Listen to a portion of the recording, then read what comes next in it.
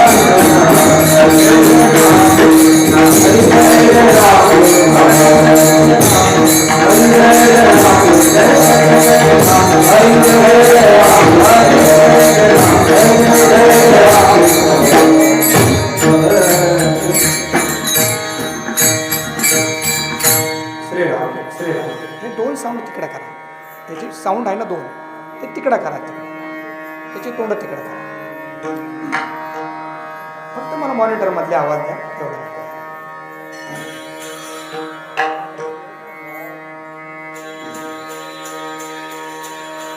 रूप पाहता लोचने रूप पाहता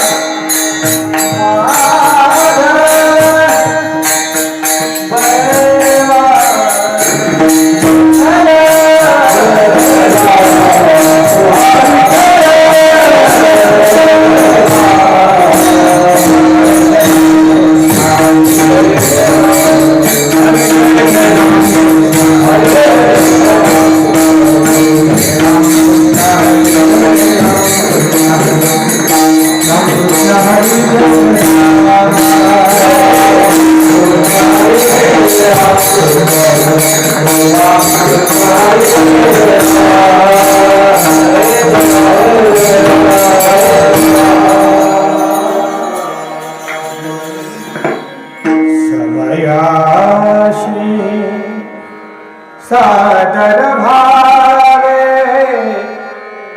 सादर भावे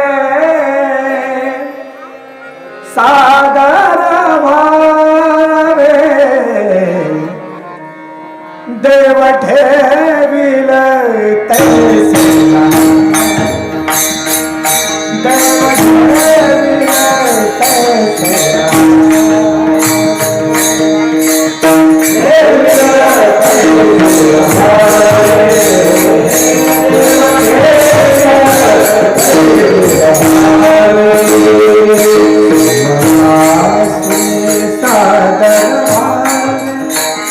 सागर भावे सागर भावे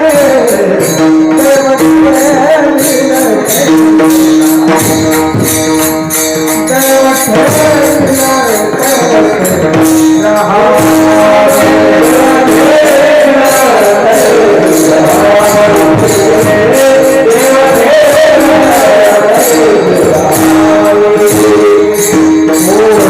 दिवसी बसून हत्तीवर दिवशी पालखी कोण दिवशी पायाचा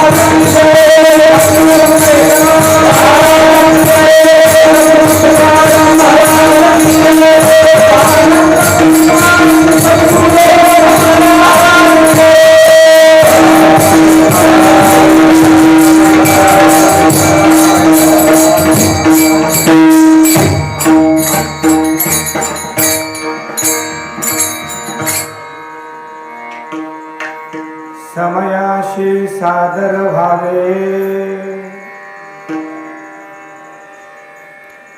समयाशी सादर व्हावे,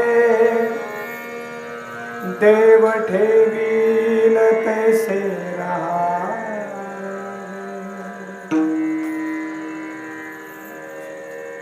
या कोणे दिवशी बसोनी हातीवर, कोणे दिवशी पालखी सोबेदार, कोणे दिवशी पाया चाचाक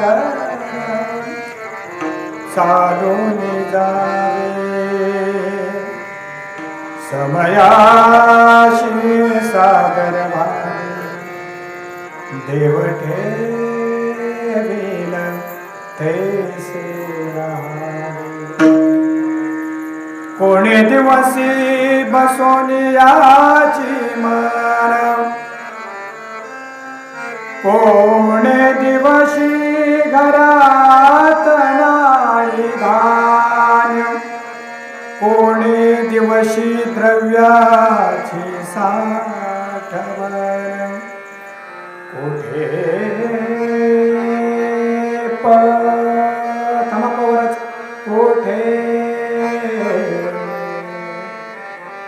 साठवावे, समयास सादर व्हावे, देव ठेवील. असं करा म्हणजे आवाज कमी करा.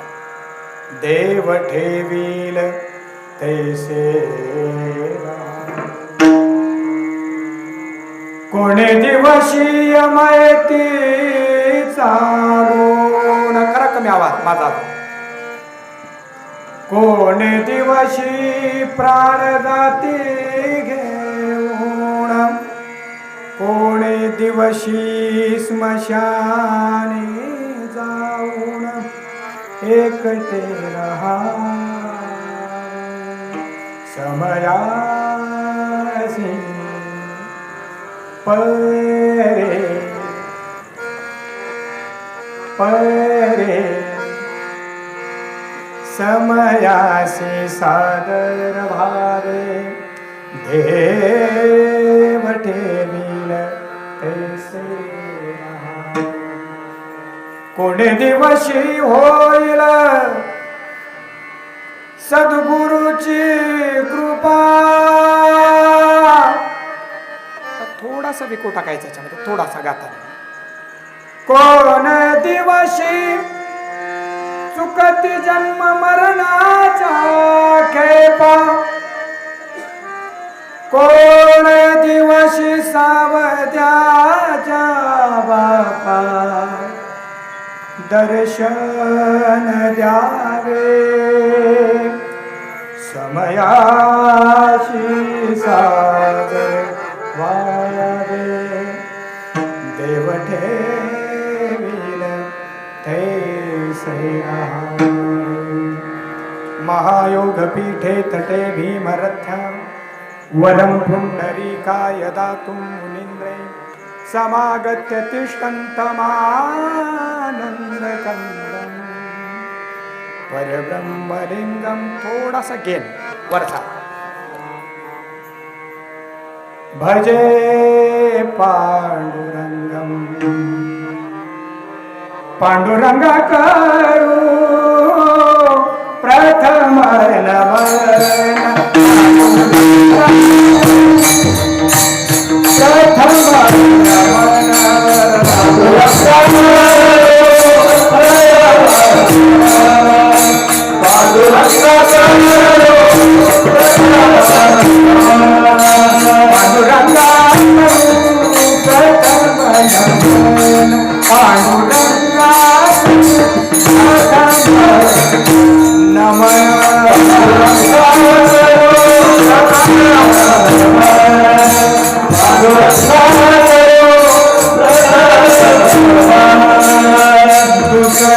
धरा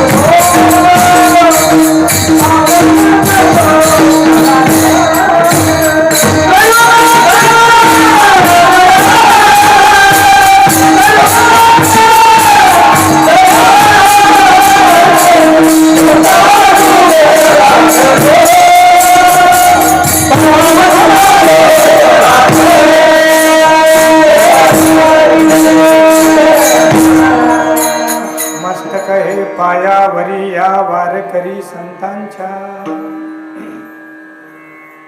समयाशी सादर व्हावे, समयाशी सादर व्हावे, देव ठेवील तैसे राहावे, समयाशी सादर व्हावे, देव ठेविले तैसे राहावे. प्रस्तुत प्राप्त चिंतन रूपी सेवेसाठी आपल्या समोर जो अभंग वाचून दाखवला, अथवा या गुणीजनाने आसावरी थाटामध्ये गाऊन दाखवला, हा अभंग संत शिरोमणी संत श्रेष्ठ सावता महाराज यांचा आहे. या अभंगाच्या माध्यमातून या ताण तणावमय जीवनामध्ये सुद्धा ईश्वर निर्भर होऊन, ईश्वराविषयी समर्पित होऊन सहज सुखी जीवन जगण्याचे सूत्र महाराजांनी या अभंगामध्ये सांगितले आहे. विढाला विढाला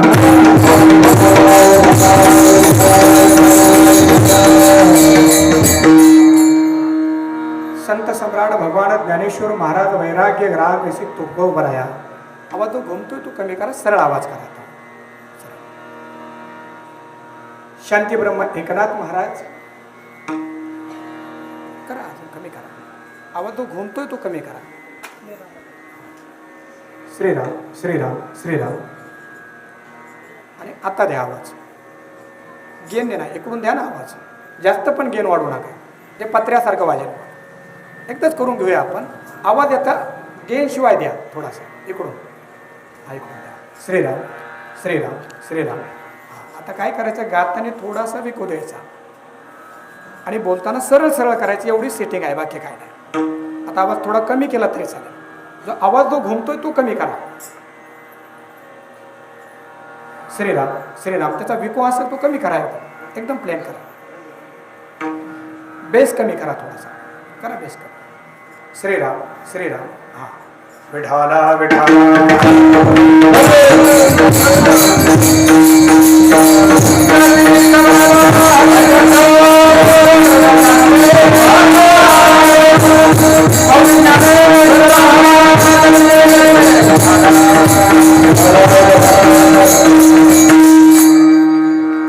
वारकरी संप्रदायाचा आराध्य दैवत रुक्मिणी प्राण संजीवन भक्त वांछा कल्पतरू करुणा सिंधू कृपा सिंधू पांडुरंग परमात्मा यांच्या असीम अपार अहेतुकी दयेमुळे करुणेमुळे या पवित्र कालामध्ये आषाढ श्रवणाचा काल आहे. या कालामध्ये या अखंड हरिनाम सप्ताहाच्या माध्यमातून संत महापुरुषांचं ग्रंथांचं पारायण करण्यासाठी, जगद्गुरु तुकोबरांच्या गाथेचं भजन करण्यासाठी, ज्या माध्यमातून संत श्री ज्ञानेश्वर महाराजांनी लोकसंवाद केला तो हरिपाठ, आणि संध्याकाळच्या सत्रामध्ये संतांनी लोकसन्मुख होण्यासाठी परमार्थापासून ते इन्मुख न होता भगवंत सन्मुख लोक होण्यासाठी ही कीर्तन परंपरा आरंभ केली. अशा या संपूर्ण कार्यक्रमामध्ये आपण सहभागी आहात आणि या सप्ताहाच्या माध्यमातून या उत्सवामध्ये सहभागी होऊन आपला काळ परमार्थामध्ये घालवत आहात. हा आपल्या काळातील अतिशय भाग्याचा आणि आनंदाचा काळ आहे. ग्राम मोरवाडी, तालुका पारनेर, जिल्हा अहिल्यानगर. आता नावं जे बदलले ते सगळे लक्षात आहे, कारण आतापर्यंत ते कलंकितच होत आहे. खऱ्या अर्थाने आता ते नावं आलेत. महापुरुषांनी सुरू करून दिलेली ही परंपरा आणि सर्व गावकऱ्यांच्या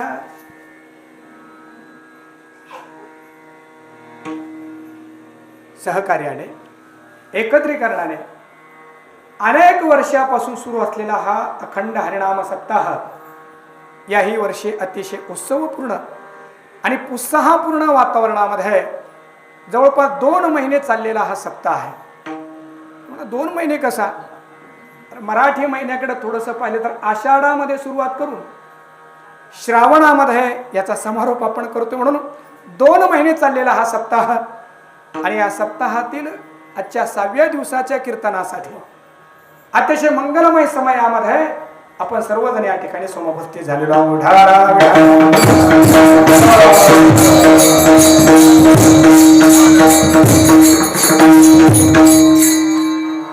या संपूर्ण परिसराकडे पाहिलं आणि जिथे जिथे नजर जाईल तिथपर्यंत आपण पाहिलं की लक्षात येतं की हा सगळा परिसर म्हणजे संत शिरोमणी सावता महाराजांच्या चरित्राला आणि त्यांच्या वाङ्मयाला अनुसरण करणार आहे. कारण जिथपर्यंत नजर जाईल तिथपर्यंत डोळ्याला हिरवळच दिसते. जिकडं बघावं पाण्याचे पाट वाहत आहे आणि मग असं वाटतं की सावता महाराजांनी जो मळा आपल्या अभंगामध्ये सांगितला तो मळा हा तर नसावा किंवा हाच असावा. विठाला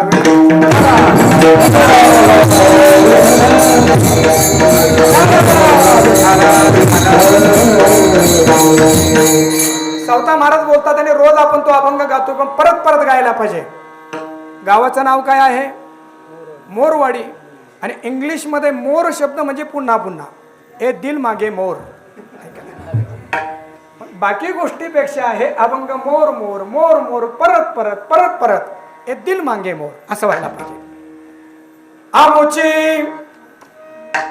आमुची माळी याची जात आमुची माळी याची जात शेतला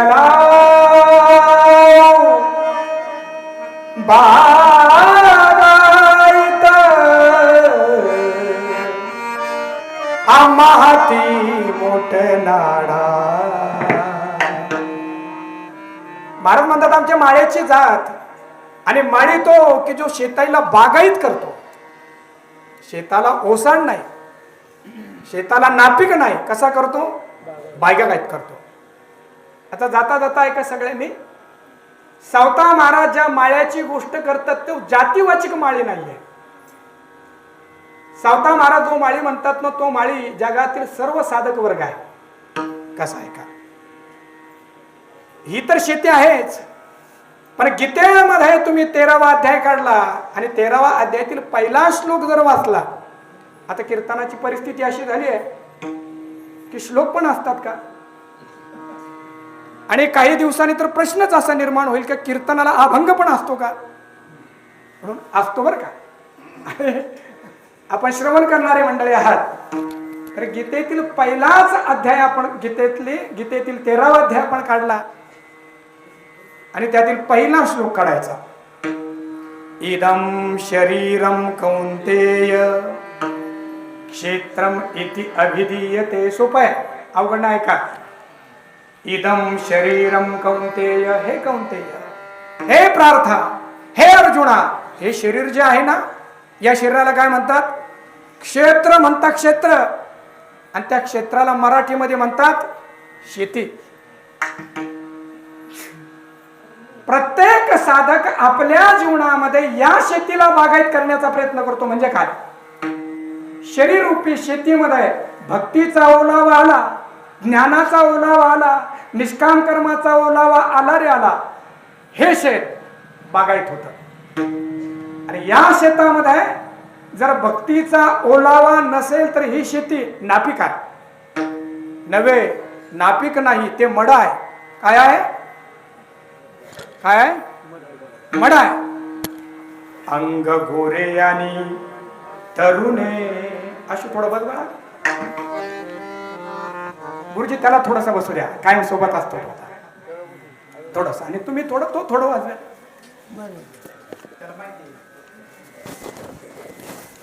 अंग गोरे आणि तरुणे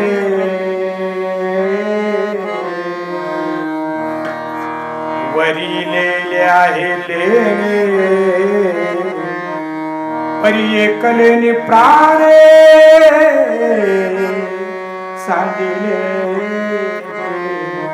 वेळ थोडा आहे, थोडं बोलायचंय फक्त.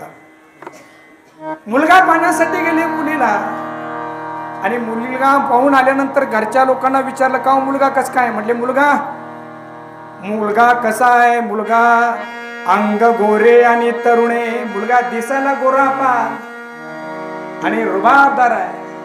वरी लेले आहे लेणे.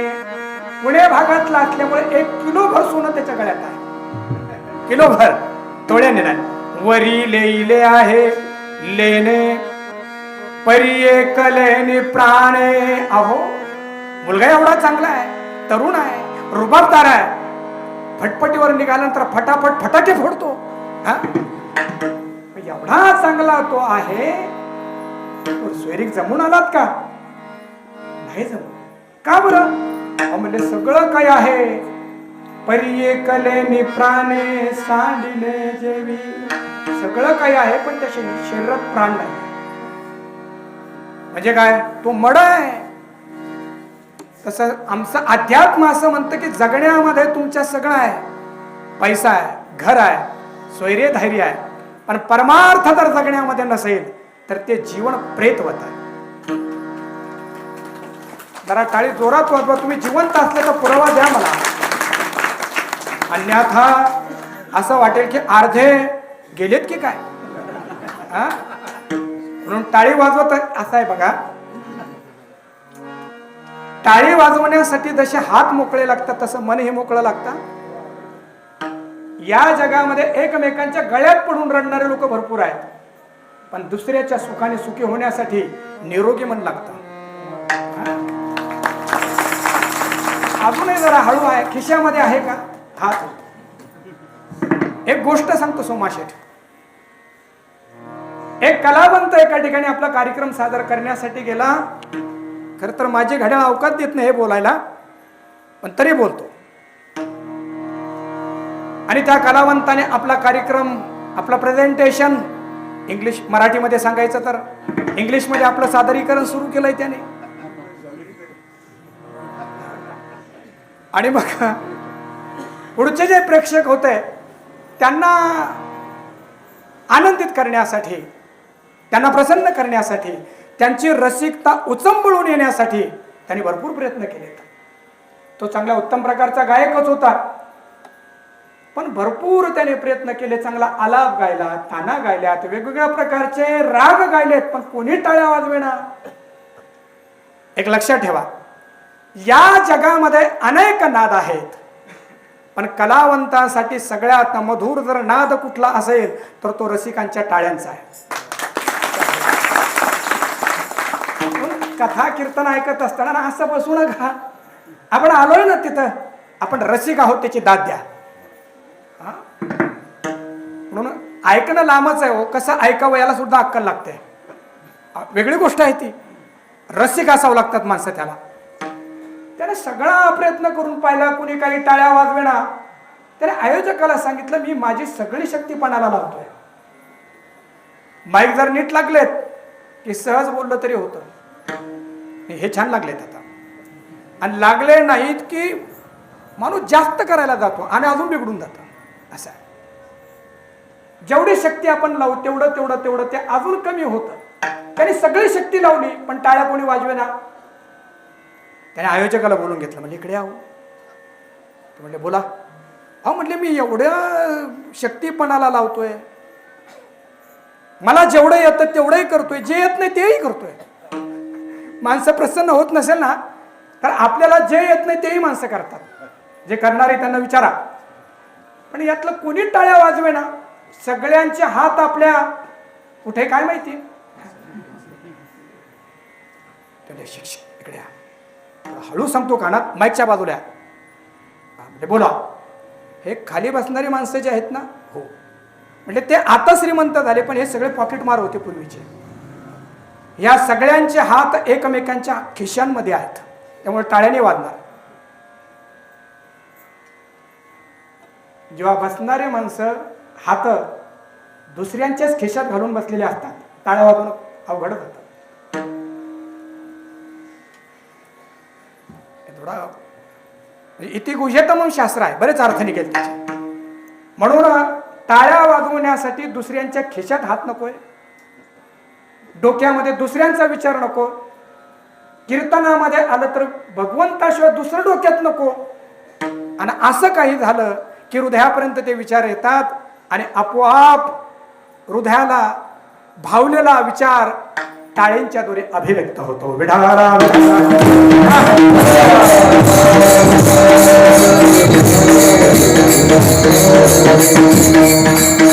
किती वाहवत गेलो पण यावं लागेल परत. आमुची वाणी याची जात. गीता म्हणते तसं या जगातील प्रत्येक साधक ज्याला आपल्या जीवनामध्ये आनंद फुलवायचा आहे तो माळीच आहे. अशा या परंपरेमध्ये या विचाराला घेऊन चालणारे आपण सगळे मंडळी आहात. या सगळ्या परिसरामध्ये अनेक वेळा येतो परंतु मोर शब्द आठवतोय. मोर मोर बोलवतात माणसं. मोरवाडी आहे म्हणूनच परत परत येतो. आणि अनेक वर्षापासून येत असताना हे लक्षात आलं येतं की ही सगळी मंडळी म्हणजे काय आहे, हातामध्ये काम आणि मुखामध्ये नाम आणि हृदयामध्ये राम याचा समन्वय करून जगणारी आपण सगळे मंडळी आहात. नुसतंच काम करणारी मंडळी नाहीत आपण. त्या कामाला नामाची जोड द्यायची. आता जाता जाता एक वाक्य ऐका. हे ऐकायला अवघड झालं या काळामध्ये. कारण काय आमच्या हातामध्ये मोबाईल आणि त्या मोबाईलमध्ये खिक खिक करणार आपण पाहतोय. त्यामुळे विचारांची उंची कमी होत चालली. तरी ऐका, कामाची आणि नामाची गरज का जीवनाला एवढं बोलतो आणि अभंगाकडे येतोय. जीवन जगण्यासाठी कामाची गरज. ऐका, जीवन जगण्यासाठी कामाची गरज, पोट भरण्यासाठी कामाची गरज, जगण्यासाठी कामाची गरज, तर का जगावं हे कळून घेण्यासाठी नामाची गरज. इथं बरेच माणसं आहेत की आयुष्यभर त्यांचं कामामध्ये गेलं पण का काम करतोय बाबा. जन्माला आला हेला आणि पाणी वाहू वाहू मला काही कळालं नाही त्याला. म्हणून काम यासाठी करायचं, जीवन जगण्यासाठी. आणि जगायचं कशासाठी हे कळून घेण्यासाठी नामाची जोड लावायची. अशी कामाची आणि नामाची जोड लावणारी आपण सगळे मंडळी. आणि अनेक वर्षापासून हा सप्ताह जवळपास मला वाटतं 32 वर्ष झाली ना. हा 33व्या वर्षामध्ये हा सप्ताह पदार्पण करतोय. बार तिसऱ्या तपाकडे पदार्पण तो करतो. दुसऱ्या तपाचा मी साक्षीदार होतो. अशा आपल्या सगळ्याच मंडळींना मी वंदन करतो. खरं तर इथं येण्याच्या अगोदर अनेकांचे फोन आलेत. अगदी लोखंडे साहेबांचा आला. इकडे आमचे मेजर साहेब आहे, इकडे आमचे पांडा सेठ आहेत, आमचे ज्यांचे आले त्यांचं नाव सांगतोय. आमचे सोमा मामा आहे. आणि सगळ्यात महत्वाचा फोन आला आमच्या गणेशचा. आणि किती दिवसापासून? 4 दिवसापासून. कीर्तनकार लबाड असतात. मी त्यांना म्हटलं होतं की मी तुम्हाला येताना घेऊन येईल, पण वेगळं काम निघालं. मी सरळच आलो. ते म्हटले मला येता येणार नाही. पण उत्कंठा असे लक्षात ठेवा, आजचा अभंग त्यांच्यावरच खरा. परिस्थिती नाही, मनस्थिती जर योग्य असेल तर मनुष्य कुठेही जाऊ शकतो. मला असं वाटतं की त्यांच्याकडे पाहिल्यानंतर कीर्तनाला येण्याची कुठलीच त्यांची परिस्थिती नाहीये, पण मनस्थिती एवढी प्रचंड आहे की आले इथपर्यंत. अनेकांचा फोन आला. याच्यातून भाव एवढाच आहे, कुणाची तरी वाढ बघणं याच्यासारखी मोठी वेदना नाही. खूप चांगला आहे का? कुणाची तरी वाढ बघणं याच्यापेक्षा मोठी वेदना नाही. आणि आपली कुणीतरी वाढ बघतंय याच्यापेक्षा आनंदकारक भावना नाही. खूप मोठ्या गोष्टी बरं या. आपल्या आवडीच्या माणसाची वाढ बघणं, वाऱ्याची झुळूक जरी आली तरी तो आला की काय असं वाटतंय. याला सगळे संतांचे शब्द आहे बरं. आवचिता परिमळू झुळकला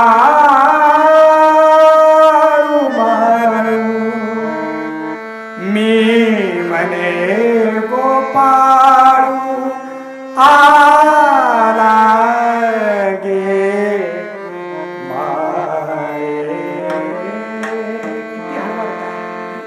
अवचित अकस्मात हळूवारतेने तो गंध आला आणि मला वाटलं तो आला की काय.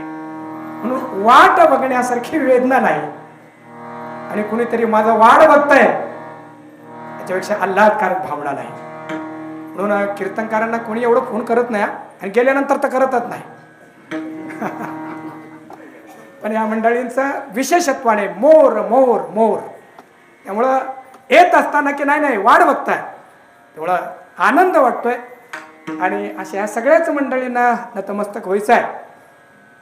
ही वाडीच निगोची असल्या कारणाने निगोची ही सगळी मंडळी परमार्थाविषयी प्रेम असलेले आमचे सोमाशेठ आहेत, इकडे गणेशजी आहेत आणि अजूनही काही मंडळी आले असेल पंचकृषीतील. आपल्या सगळ्यांना वंदन करतो. खरं तर असं आहे, ज्यांचे नावं घेतलेत त्यांच्याविषयीचा आदर तर आहेच, पण ज्यांचे नावं घेता आले नाही त्यांच्याविषयीचा आदर, ज्यांचे नावं घेतले त्याच्यापेक्षा काकणभर जास्त आहे.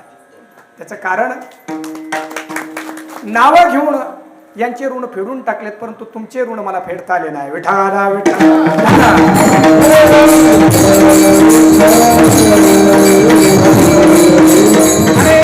बऱ्याच वर्षाचे जसे तुम्ही मी बघतोय तसं या कार्यक्रमाला सजवणारे हे गुणी जन वैष्णव या ठिकाणी आहेत.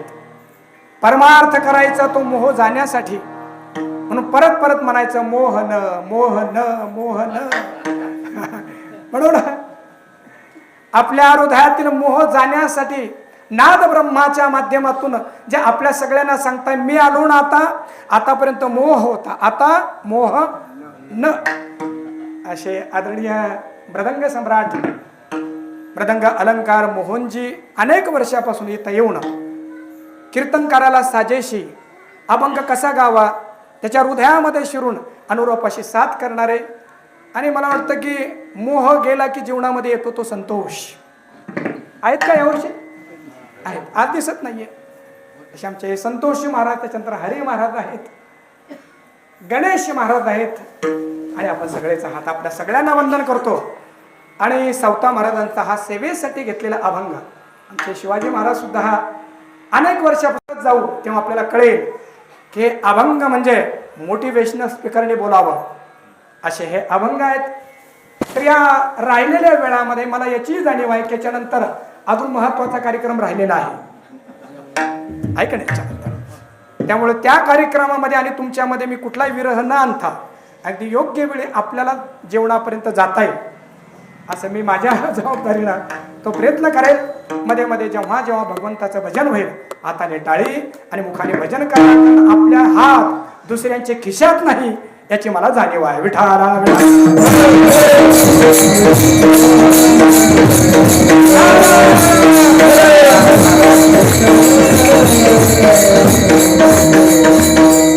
अभंगाचा सरळ सरळ अर्थ एकदा बघूया, कारण पूर्ण अर्थ होणार नाही म्हणून सरळ अर्थ मी त्याचा सांगतो आपल्या पुढे आणि त्यानंतर तपशिलामध्ये शिरून एखादा विषय घेऊन त्याच्या पूर्णतेपर्यंत जाऊया. संत शिरोमणी सावता महाराजांचे काही थोडे अभंग आहेत. त्या अभंगातील अतिशय हा सुप्रसिद्ध अभंग आहे. हा अभंग एखाद्या सुविचाराप्रमाणे, एखाद्या सुक्तीप्रमाणे, एखाद्या म्हणीप्रमाणे आहे. बरेच संतांचे अभंग असे आहेत की ज्यांचा वारकरी संप्रदायाशी संबंध नाहीये त्यांच्या सुद्धा मुखामध्ये आहे. बरं, काही सामाजिक काम करायचं असेल तर माणसं म्हणतात एकमेका साह्य करू. अभंग खरा असा आहे तो, एक एका साह्य करू अवघे धरू सुपंथ. दुःखाचा प्रसंग आला तर माणसं म्हणतात ठेविले अनंते तैसेची राहावे. असे जे काही अभंग आहेत त्यातला अतिशय सुप्रसिद्ध अभंग आहे की वाईट काळ किंवा चांगला काळ आला तर माणसं म्हणतात समयाशी सादर व्हावे, देव ठेविले तैसे राहावे. चिंतकासाठी थोडस 5 मिनिटं बोलतो आणि बाकीचं सर्वसामान्यासाठी बोलतो. या अभंगाचं पहिलं चरण म्हणजे या अभंगाचा सिद्धांत आहे. पहिलं चरण म्हणजे याला असं म्हणतात की सूचक संगीत नाटकामध्ये. या नाटकामध्ये नंतर आम्ही काय मांडणार आहोत त्यासाठी पहिलं गीत गायलं जायचं किंवा गीत गायलं जातं, त्याला सूचक गीत असं म्हणतात. म्हणजे त्या एका गीतामध्ये या नाटकामध्ये पुढं काय काय काय काय सादर होणार आहे ते एका गीतामध्ये कळतं. तसं हे पहिलं चरण म्हणजे सूचक गीत आहे, सिद्धांत आहे, संपूर्ण अभंगाचा सार आहे. त्याचा विस्तार म्हणजे पुढचे चरण आहेत. एवढं एक चरण कळून घेतलं की पुढचे जे अभंग आहेत, अभंगाचे चरण आहेत ते सहज लागत जातात.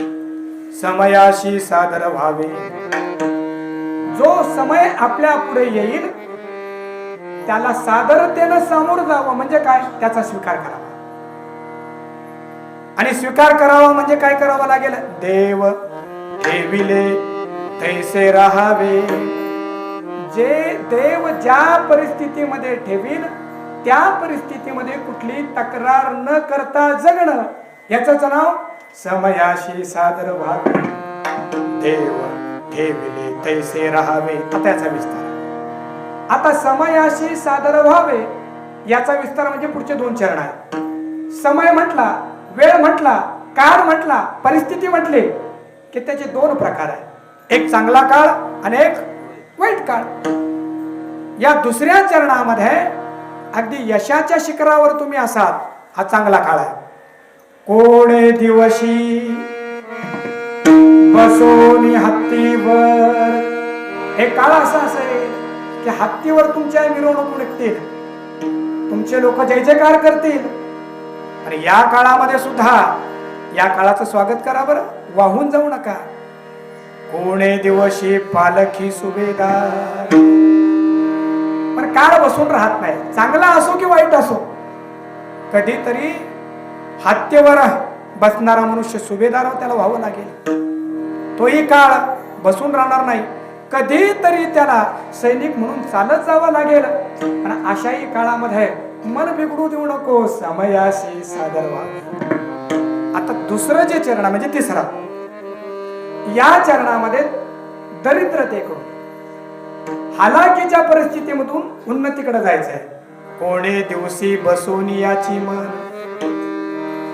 कधी कधी असा प्रसंग असेल की मनाला वाटतं मला हे पाहिजे, ते पाहिजे, ते पाहिजे, पण भेटत नाही. कोणे दिवशी घरात नाही धान्य. पोटामध्ये आग पडते परंतु खाण्यासाठी धान्य नाही. ए भी दिन निकल जाएंगे, थांबून तर राहा. कोणे दिवशी द्रव्याची साठवण. भगवान देता है तो छप्पर फाड़ के देता है. आमच्या कीर्तनामध्ये अल्लाह कशाला पाहिजे. भगवान देता है तो छप्पर फाड़ के देता है. कोण्या दिवशी द्रव्याची साठवण कोठे साठवावे.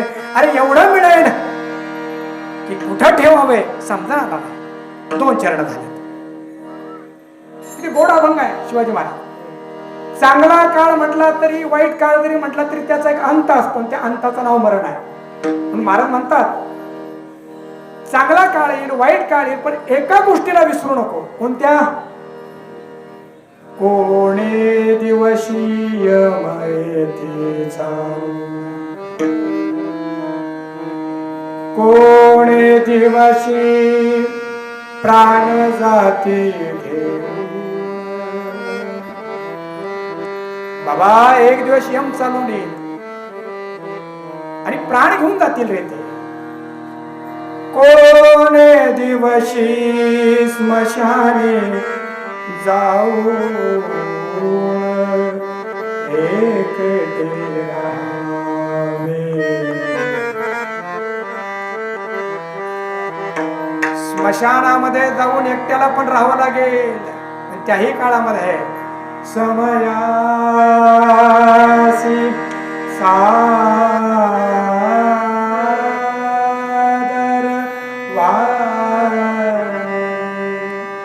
देव ठेवी तैसे.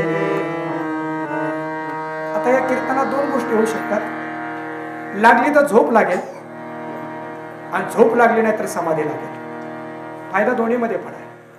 झोप लागली तरी फायदा आहे, कारण गोळ्या घेऊन सुद्धा झोप लागत नाही आधी. मग कीर्तनात झोप लागली तरी फायदा. आणि झोप न लागता त्या शब्दांशी त्या स्वराशी एकरस होऊन समाधी लागली तर मग जिंकलाच. विठाला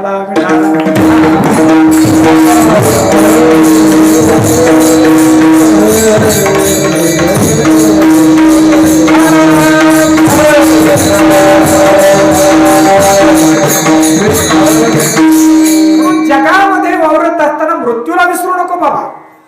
पण हे सगळं जरी झालं तर शेवटच्या चरणामध्ये सावता महाराज म्हणतात, अरे वेड्या हे जीवन काय केवळ सुखदुःखांचं आणि जन्म मरणाचा विचार करण्यासाठी दिलं नाही. मग कोणे दिवशी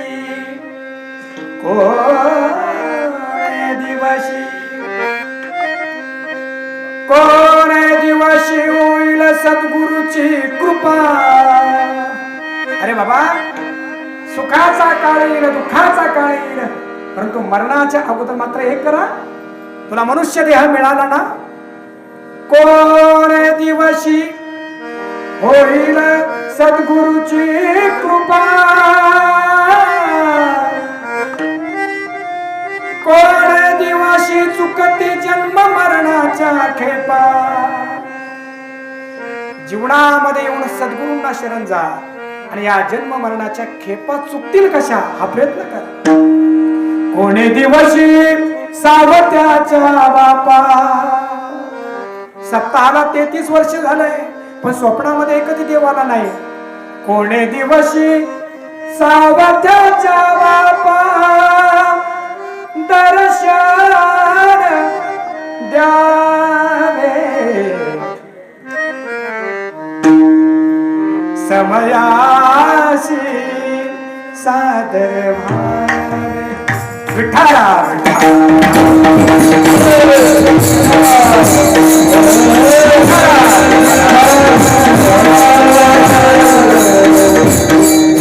अभंगाचा अर्थ समजा. आता कीर्तन थांबलं तरी चालेल, किंबहुना इथले टाळकरी चांगले आहे, पण अनेक टाळकऱ्यांची इच्छा अशी असते की अभंग घेऊन मारत बसले तरी बरी होते, पण नकोच. पण काय तुम्हाला कंटाळेल असं काही नाहीये. अभंगाचा अर्थ झाला, अभंगाचा सार झाला. खरं तर असं आहे, आमच्या सगळ्या ग्रंथांची परंपरा अशीच आहे की पहिल्या एका ओवीमध्ये, पहिल्या एका अभंगामध्ये सगळा सार सांगायचा. ओम ओम नमो जिया वेद प्रतिपाद्या, जय जय स्वसवेद्या आत्मरूपा देवा तुझी गणेश, सकलार्थमती प्रकाश मने निवृत्ती दासु अवदारी. ज्ञानेश्वरीचं पारायण चालू, आनंद वाटला. पारायणासाठी 40-45 लोक बसलेत, आनंद आहे. ज्ञानेश्वरीच्या वाचकांसाठी आणि चिंतकांसाठी सांगतो मामा, पहिल्या 2 ओव्या म्हणजे ज्ञानेश्वरी, या 2 ओव्या जरी कळाल्या तर ज्ञानेश्वरी झाकून ठेवा. पण या 2 ओव्या कळत नाही म्हणून 9,000 ओव्या परत वाचावे लागतात. संतांचा विशेष आहे की 2 ओव्यामध्ये सांगितलंय. तुकाराम महाराज पहिल्याच अभंगामध्ये सांगतात, समाचार नावी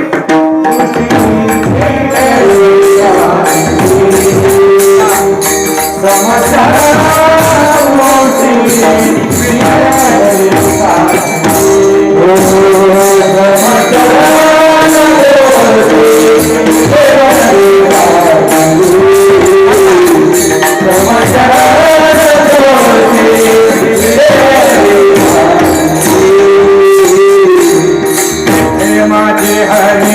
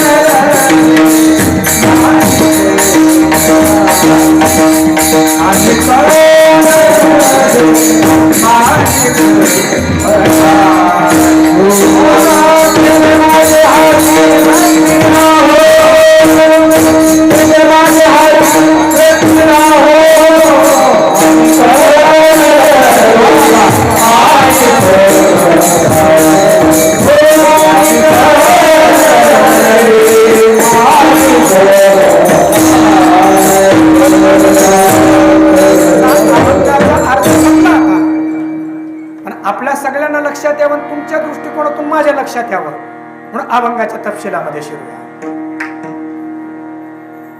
मनुष्याचं जीवन म्हटलं की सुख दुःखाचं एकत्रीकरण आहे.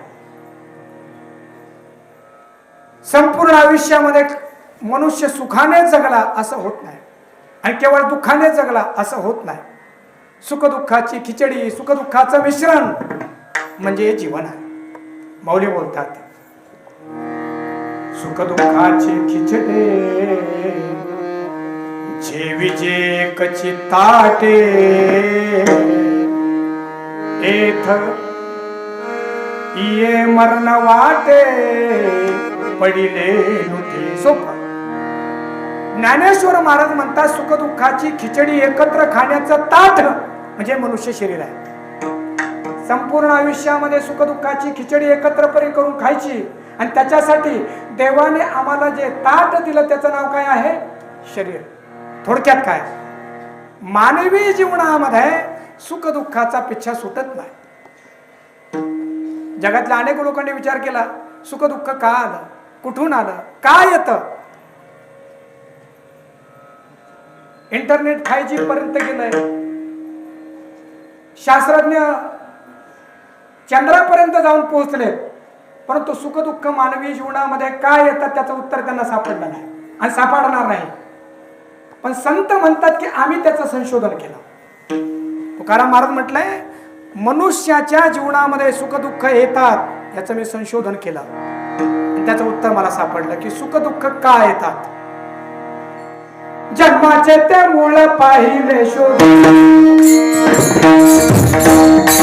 जन्माचे ते मूळ पाहिले शोधून, जन्माचे ते मूळ पाहिले शोधून, जन्माचे ते मूळ पाहिले शोधून, दुःखाचे कारण जन्म घ्यावा, दुःखाचे कारण जन्म घ्यावा, दुःखाचे कारण जन्म घ्यावा, दुःखाचे कारण जन्म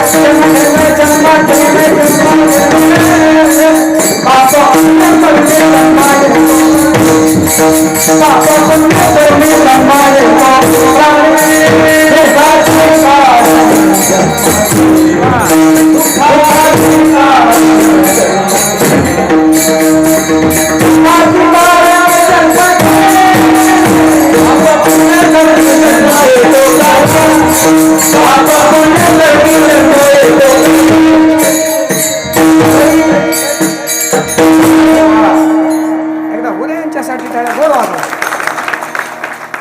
नाही आवडलं तरी वाजवता. ब्लड सर्क्युलेशन होतं त्याने चांगलं. ब्लड सर्क्युलेशन होतं म्हणजे काय, रक्त भिसरण क्रिया खूप चांगली होते. हे इंग्लिश मध्ये आहे, मराठीमध्ये ब्लड सर्क्युलेशन चांगलं होतं आणि त्यामुळे शरीर चांगलं राहतं. नाही आवडलं तरी वाजत जा टाळ्या मध्ये मध्ये. हा विठाला विठाला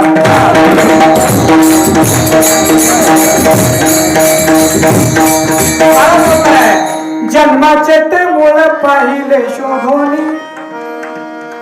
काय शब्द गोड आहे तो आहे. जन्माचं मूळ आम्ही शोधून पाहिलं. दुःखाचे कारण जन्म घ्यावा. सुख दुःख भोगण्यासाठी तर जन्माला यायचं. आणि मग विचारलं आम्हाला सुख होत आहे कारण काय, गत जन्माचं पुण्य, आणि आम्हाला दुःख होत आहे गत जन्माचं पाप. तुका म्हणे पापे येती रोगाची रूपे. या जन्मामध्ये आम्हाला जर सारखं दुःख होत असेल तर संत म्हणतात की त्याचं कारण पूर्वजन्मी पाप केले. महाराज आपण वारकरी संप्रदायामध्ये काम करताय, रोज कीर्तनाला आहात. या चालींची थट्टा उडवणारे काही कीर्तनकारी त्यांना हात जोडून सांगावं लागतं, बाबा या अभंगाच्या चाली एवढ्या अनुरूप आणि एवढ्या गोड आहेत, तुम्हाला गाता येत नाही. फक्त किती गोड आहे बघा. पूर्वजन्मी पाप केले ते बहु विस्तारी. विषय सुख नाशिवंत भोगिता तिमिर कोंदले. 84 लक्ष योनी फिरता दुःख भोगी. पुढे असो, आपल्याला इथपर्यंत पूर्वजन्मी पाप केले आणि या जन्मामध्ये मी ती दुःख भोगलेत. या शब्दांना जशी चाल पाहिजे ना तशी ही चाल आहे. आता पुढे ऐका. हे जरी नाही काल आणि दुसरा हे जरी नाही काल, हे जरी नाही काल आणि दुसरा हे जरी नाही काल, हे जरी नाही काल आणि दुसरा हे जरी नाही काल, आणि दुसरा हे जरी नाही काल. काळ बांधून येईल सर्वात शेवटी, काळ बांधून येईल सर्वात शेवटी. आमचे काम राहील, आमचे काम राहील.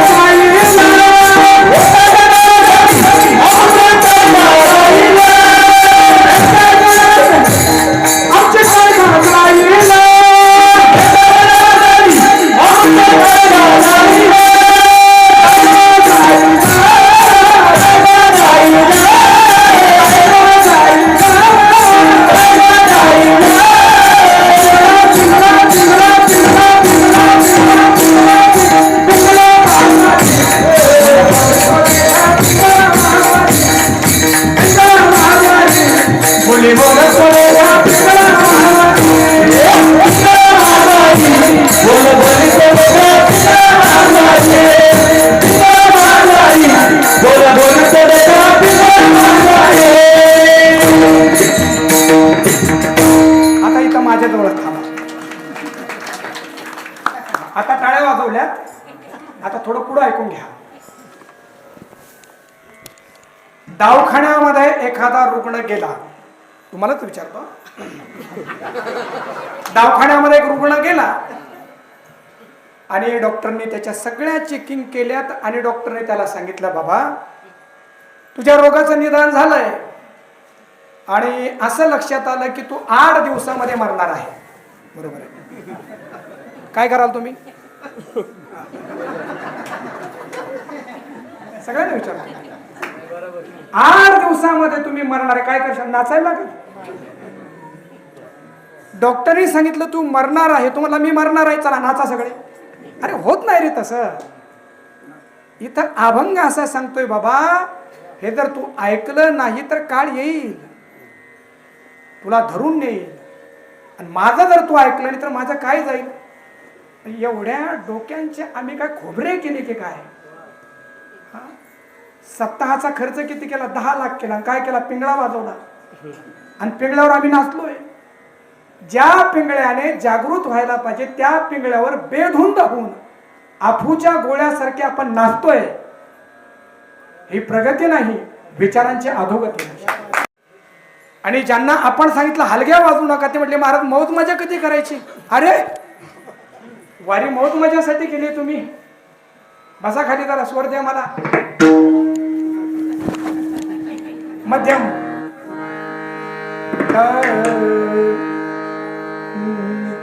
अरे रडू नको बाळा, मी पाण्याला जाते. हे सगळं येते मला. लक्षात ठेवा. नुसते म्हणतात, मी नोटेशन काढून म्हणू शकतो. लक्षात ठेवा, नोटेशन काढून.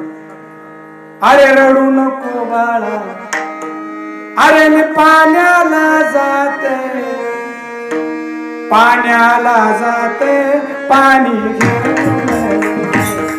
अरे पाण्याला जाते पाणी घेऊन.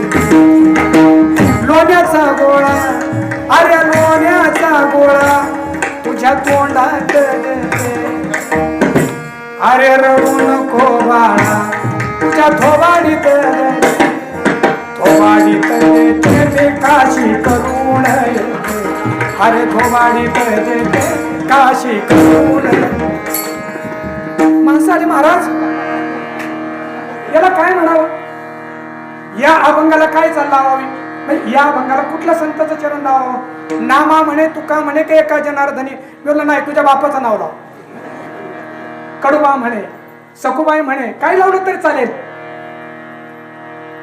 आम्ही परमार्थाचा खेळ करण्याचा प्रयत्न करतोय. लक्षात ठेवा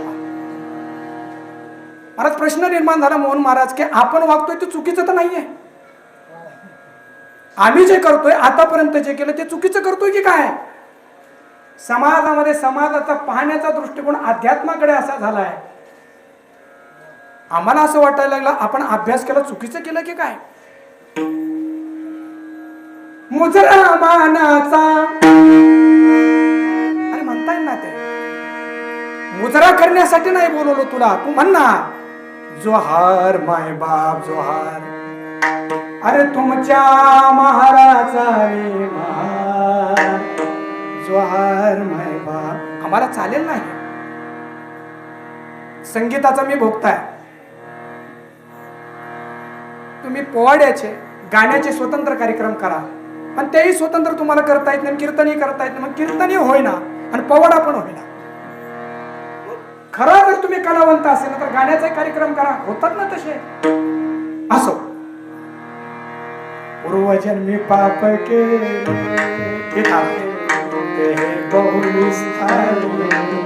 बरोबर आहे, याला बुडवू नका. पण पूर्वजन्मी पाप केले, गडार गेली बरेच पुढं, ते हे बहु विस्तारिले. पूर्वजन्मातलं पाप या जन्मामध्ये दुःख भोगायला लावतं, आणि पूर्वजन्मातील पुण्य पुण्य फळले बहुता दिवसा, भाग्य उदयाचा झालो सन्मुख संत चरण संत चरण. विषय असा आहे की सुख आणि दुःख सारख्या जीवनामध्ये आहे. आता एक गाणं आहे म्हणून दाखव. खरं तर हे जे म्हणताय ना त्याच्यापेक्षा गाणे चांगले. सुख दुख दोनों रहते जिसमें जीवन है वो, कभी धूप तो कभी छाँव, कभी धूप तो कभी छाँव. अजून पुढे जन्म जराया तुनी सुटला कोण प्राणी जाता, दुःख मुक्त जगला कारे कुणी जीवनात. वर्धमान ते सारे मार्ग रे क्षयाचा, पराधीन आहे जगती पुत्र मानवाचा. दोषणा गुणाचा दोन डग्याची होते सागरात बेटा. एक लाट तोडी दोघा पुन्हा नाही गाठ. क्षणिक देवी आहे बाळा मेळ मानसाचा.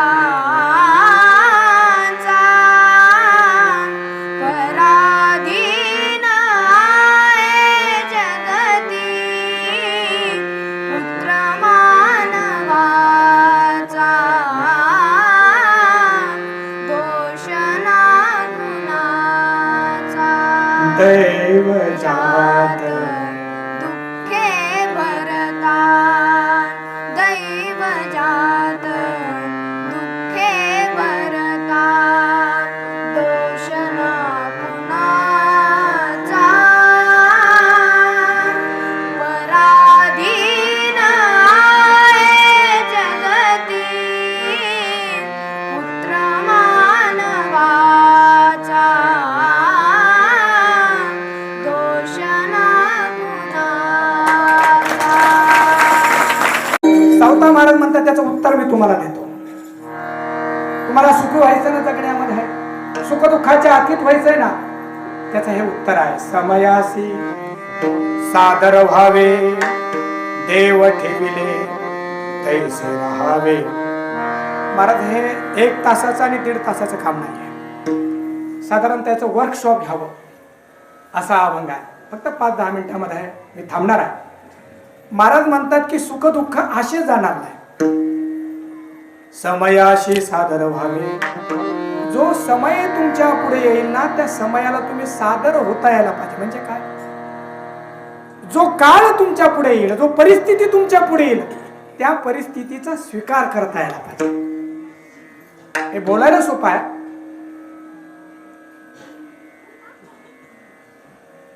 माणसं दुःखी यासाठी आहे की आलेली परिस्थिती त्याचा स्वीकार करत नाही म्हणून दुःखी आहे. छोट्या छोट्या गोष्टी सांगतो. काय काय तक्रारी आहे? अहो म्हटले, मी जिथं राहतोय ना तिथला शेजारी मला आवडत नाही, मग आता घर मोडतो. माझे भावबंधच नीट नाही, मग काय करतो? त्यांना सोडून जातो. पुढे सांगू, जो नवरा केला तोच मला आवडत नाही, मग परिस्थिती आहे. गोष्ट सांगतो एकाच मिनिटाची. म्हणजे सावता महाराजांना काय सांगायचं कळेल.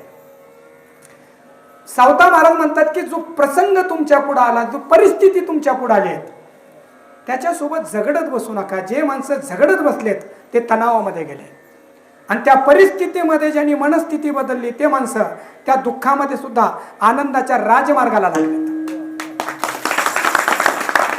खूप चांगलं आहे का? मला वेळेची जाणीव आहे. फक्त 5 मिनिटं राहिले माझ्याकडे आणि थांबणार आहे. नवीनच लग्न झालेलं एका मुलीचं, लग्न झालेलं, पळून गेलेली नाही, सगळाच काळ बदलत चालला. पळून जाण्यासाठी असलेल्या मुलगी त्या पॅटर्न वेगळा असतो आणि लग्नाचा पॅटर्न वेगळा असतो. ज्या आई वडिलांनी वाढवलं, मोठं केलं, जन्माला घातलं, त्या आई वडिलाची जी मुलगी किंवा मुलगा झाला नाही, ती मुलगी किंवा मुलगा एकमेकाची तरी काय होणार आहे? तो थोडा वेगळा विषय आहे. आमच्याकडे जे अरेंज मॅरेज आहे ना, तिथे अरेंज मॅरेजला मनाला महत्व दिलं नाही, परिस्थितीला महत्व दिलंय सगळ्या. कारण मनाचा स्वभाव असा आहे सोमाशेठ, त्याला आता एक आवडेल तर दुसऱ्याला दुसरंच आवडेल. म्हणून मनाच्या स्तरावर झालेले लग्न जास्त काळ टिकत नाही. तो वेगळा भाग आहे. पण आमचे आई वडील ज्यांनी आम्हाला एवढं मोठं, त्यांना कळत नसेल का कुठल्या मुलाला द्यावं, कुठल्या घरी द्यावं? त्याला सोडा. असं ऐकलंय मी, जर अरेंज मॅरेज करायचं असेल तर मग मुलगा नोकरीला पण पाहिजे, पॅकेज पण पाहिजे, घरी शेती पण पाहिजे, आणि आईबाप पण नको एवढं पाहिजे. आणि पळून जायचं असेल तर मग भंगारवाला पण चालतो. आणि मला वाटतं ह्या टाळ्या इथं नाही, जे चुकीचे वागतात त्याच्या गालावर वाजवा. नका वाजवू त्या टाळ्या. तेवढं शिक्षण द्यावं लागेल आपल्याला. लग्न झालं होतं मुलीचं, अनेक विचार त्याच्यात. आता घरच्यांनी लग्न लावून दिलं. मुलगा जो होता तो रंगाला थोडासा सावळाच होता. घरचे माणसं म्हणले सावळा असू द्या ना, पण पैसा सगळा पांढरा आणतो आणि मोठा बंगला आहे, गुणवान आहे, सावता महाराजांच्या सप्ताहाच्या कीर्तनाला पण जातो, सगळं करतो, मग असू द्या थोडा सावळा. त्या पांढऱ्या पालीसारखं काय करायचं, अक्कल नाही, अशा माणसाचं काय करायचं? आणि म्हणून लग्न लावून दिलं. आता शहराच्या ठिकाणी तो मुलगा उच्च शिक्षित, उच्च ठिकाणी कामाला लागलेला. बायको नवीन मुलगी तिथं गेली आणि सकाळचं काम आटोपलं, त्याचा डबा दिला. मग तिला वाटायचं कोणात तरी जाऊन बसावं, आणि म्हणून त्या स्त्रियांमध्ये ती जाऊन बसायची. आता त्या स्त्रियांमध्ये सुद्धा वेगवेगळ्या प्रकारच्या ग्रेडच्या स्त्रिया. त्याच्यामधली एक मुकरदम असलेली स्त्री, सगळ्यांना घेऊन बसणारी ती, ही त्यांच्यामध्ये जाऊन बसायची. बोलता बोलता बोलता ही नवीन पोरगी हसायला लागली की ती शहाणी बाई म्हणायची, अगं काय हसते काय बोलतंय? उत्तर इथली होती, हमारे सबके पति सुंदर है, गोरे है, तेरा पती काला कलूटा है. या जगामध्ये स्त्रियाच्या दुःखाला कारण पुरुष कमी आहे, स्त्रियांच्या दुःखाला कारण स्त्रियाच आहेत. अजून एक सांगू आपल्याला, थोड्या स्त्रियांनी जरी स्त्रियांचे दुःख जाणून घेतले तर जगातले 90% दुःख कमी होऊन जाते. आम्ही बाहेर लढतोय, बाबाजी कुछ नहीं, मेरे पति जो है ना थोड़े से काले हैं, सावले हैं, और मैं जिनके साथ बैठती हूँ उन सहेलियों के पति गोरे हैं, तो जब भी मैं उनमें बैठती हूँ तो वो मुझे बोलते हैं कि तेरा पति काला कलूटा है, और मैं नाराज हो जाती हूँ. अरे इतनी बात है बेटा, सुन, तुझे पता है इस भारतवर्ष में बहुत से अवतार हुए और दो मुख्य अवतार है राम और कृष्ण। मुझे पता है राम कैसे थे? सावले थे। कृष्ण कैसे थे? सावले थे। अब कल जाना उनके पास और उनके कहना तुम्हारा पति सिर्फ सुंदर है, मेरा पति श्याम सुंदर है। पोरगी गेली ना आणि गेल्यानंतर त्यांच्यामध्ये बसल्यानंतर ही मुखारदम म्हटले खूपच प्रसन्न दिसते, बोलता बोलता म्हटले का ग खूपच हसते आज, तेरा पति काला कलूटा है। ती म्हटले ऐसा नहीं बोलना अभी, मैंने जान लिया है तुम्हारा पति सिर्फ सुंदर है, मेरा पति श्याम सुंदर है, अब नहीं रहूंगी मैं। जगण्यामध्ये परिस्थिती बदलता येत नाही, मनस्थिती बदलली रे बदलली, जीवन सुंदर होतं। सावता महाराज म्हणतात समयाशी सादर व्हावे। आता एक टप्पा झाला, असे किती पपुत्र यायचे। पण आमचा सगळा अध्यात्म जे आहे ते परिस्थिती बदलण्यासाठी नाही, मनस्थिती बदलण्यासाठी आहे। सगळा भागवत ग्रंथ साहेब परिस्थिती बदलण्यासाठी नाही थांबणार, मनस्थिती बदलण्यासाठी आहे। परीक्षितीला शाप मिळाला, शाप दिला शमिक ऋषीचा मुलगा शृंगी। मला कथा सांगायची नाहीये, परिस्थिती काय बघा। ऋषीचा कुठलाही अपराध नसताना त्याच्या गळ्यामध्ये सर्प टाकला, त्याच्या मुलाने शाप दिला। माझ्या वडिलाचा कुठलाही दोष नसताना ज्याने माझ्या वडिलांच्या गळ्यामध्ये हा सर्प टाकला असेल, 7 दिवसामध्ये तक्षक नावाचा महाभयंकर विषारी सर्प चावून त्याचा मृत्यू होईल। ही बातमी परीक्षितीला कळाली। परीक्षिती गंगेच्या तीरावर आला आणि त्या ठिकाणी विरक्त शिरोमणी शुकदेवजी महाराज आले। कथा सांगायला सुरुवात झाली आणि स्वर्गामध्ये असलेल्या ज्या देवता आहेत, ऐका मला काय सांगायचंय। अमृत घेऊन आले कलशामध्ये आणि सांगितलं आम्हाला कळालं की तुमच्या शिष्याला मृत्यू येणार आहे, हे अमृत घ्या आणि तुमच्या शिष्याला अमर करून टाका।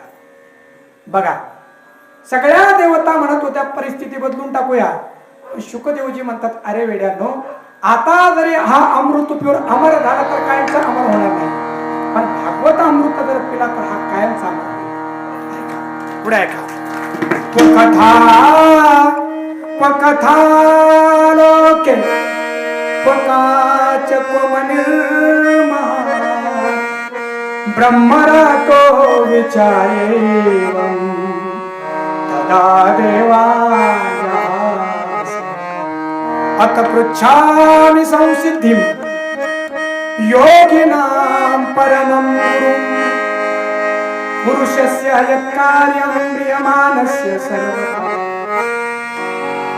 महाराज माझा प्रश्न आहे की ज्याला मृत्यू येणार आहे त्यांनी 7 दिवसामध्ये काय करायला पाहिजे? तो असं म्हणत नाही परीक्षिती की आता मला अमर करा म्हणून, त्यांनी काय ऐकायला पाहिजे? 7 दिवसामध्ये मृत्यू येण्याच्या अगोदर निर्भयतेला त्यांनी कसं प्राप्त व्हावं हे मला सांगा। वरियारे शते प्रश्न कृतो लोक हितं नृप आत्मविसम्मत पुंसा शोकव्या दुष्यः परम। वा वा परीक्षिता, काय गोड प्रश्न विचारला। अरे आयुष्यामध्ये लोकांना हा प्रश्न निर्माण होतो, जीवनामध्ये अभयाला प्राप्त व्हायचं असेल तर ऐक उपाय। तस्मात् भारत सर्वात्मा भगवान ईश्वरो हरि श्रोतव्यः कीर्तितव्यश्च स्मर्तव्यश्चेच्छता भयम्। ज्याला आपल्या जीवनामध्ये अभयाला प्राप्त व्हायचं असेल त्याने मृत्यूच्या अगोदर भगवंताविषयी ऐकावं, भगवंताचं कीर्तन करावं, भगवंताचं स्मरण करावं, त्याच्या जीवनामध्ये अभयता प्राप्त होते। परीक्षिती काळ येण्याच्या अगोदर भगवंताच्या स्मरणाने भगवंताच्या स्वरूपाला जाऊन मिळाला। 7 दिवसानंतर तक्षक नावाचा साप आला, देहाला जाळला।